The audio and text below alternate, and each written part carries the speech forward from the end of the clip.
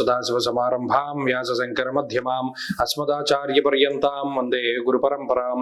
జ్యోతిష్ శాస్త్రాన్ని భావితరాల వారికి ప్రసాదించిన ఋషుల యొక్క పాదపద్మాలకి నమస్కారం చేసుకుంటూ, అలాగే నాకు ఈ జ్యోతిష విద్యను నేర్పిన గురువర్యులు జ్యోతిష బ్రహ్మ కీర్తిశేషులు శ్రీ ఈరంకి సూర్యనారాయణమూర్తి గారు, సూర్య శ్రీ దైవజ్ఞ గారి యొక్క పాదపద్మాలకి నమస్కారం చేసుకుంటూ, ఓం శ్రీ మహాగణాధిపతి నమః, శ్రీ గురుభ్యో నమః, హరి ఓం.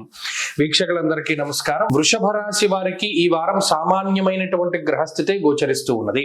ప్రత్యేకించి పంచగ్రహ కూటమి దశమ కేంద్రంలో ఏర్పడుతూ ఉండడం వల్ల దశమ కేంద్రమందు దిగ్బలయుక్తులైనటువంటి రవికుజుల యొక్క స్థితి గాని లేదా బుధ శుక్రుల యొక్క స్థితి గాని ఈ రాశి వారికి మధ్యస్థమైనటువంటి ఫలితాన్ని ఇస్తుంది.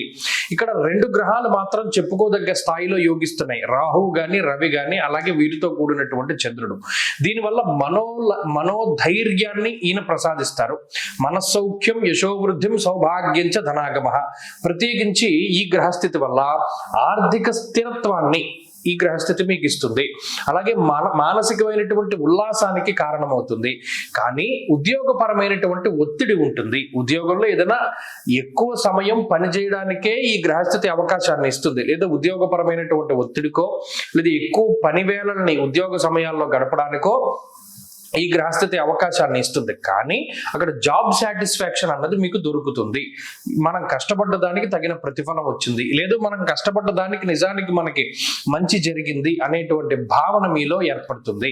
అలాగే ఉద్యోగపరమైనటువంటి మార్పు చేయవలసి వస్తే ఈ వారం అంత అనుకూలమైనటువంటి వారము కాదు.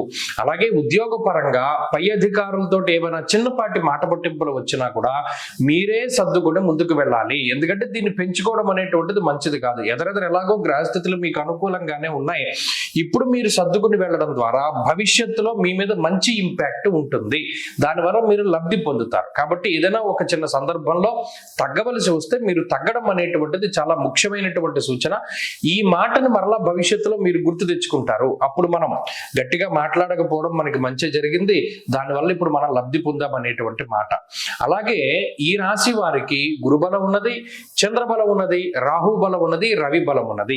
ప్రత్యేకించి ఈ గ్రహాల యొక్క స్థితిగతులు కుటుంబపరమైనటువంటి వ్యవహారాల్లో ముందుకు సాగడానికి, వివాహాది శుభ కార్యక్రమాలకి, సంతానాది శుభ విషయాలకి అన్నిటికీ కూడా మంచి ఫలితాలని ఇస్తూ ఉన్నది. వాహనాల కొనుగోలు, గృహోపకరణాల కొనుగోలు, ఇల్లు మారడము లేదా కొత్త స్థలాలు కొనుగోలు చేయడము, భూ సంబంధమైనటువంటి లావాదేవీలు ముందుకు వెళ్ళడము, కోర్టు పరంగా ముందుకు వెళ్ళడం, ఇటువంటి విషయాలన్నీ కూడా ఈ వారంలో కలిసి వస్తాయి. వృషభ రాశి వారి వారంలో మరింత అనుకూలమైనటువంటి ఫలితాలను సాధించడానికై ఎక్కువగా ఈ రాశి వారు సూర్యారాధన చేయడం చెప్పదగినటువంటి సూచన.